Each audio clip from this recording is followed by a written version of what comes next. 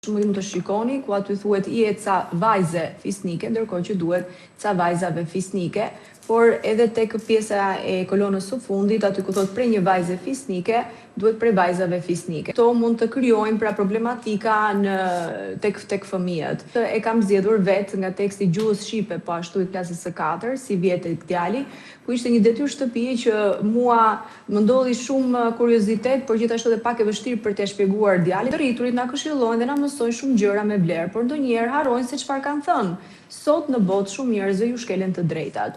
Tani, është e vërtetë që njerëzit edhe të rriturit gabojnë, kjo mund të sjellë konfuzion. Sigurisht e fëmijët e kësaj moshe duhet nxitur mendimi abstrakt, por jo konfuzues. Eksperiment që shumë mirë është interesant, por më thuaj pak në orën 6, 7, 8 mbasdites në muajin dhjetor apo janar, sa të mundur jemi ne që të bëjmë këto eksperimente në shtëpi, aq më tepër që është njakullore, por edhe eksperimente të tjera që kërkojnë pra gjëra që duhet të jenë reale.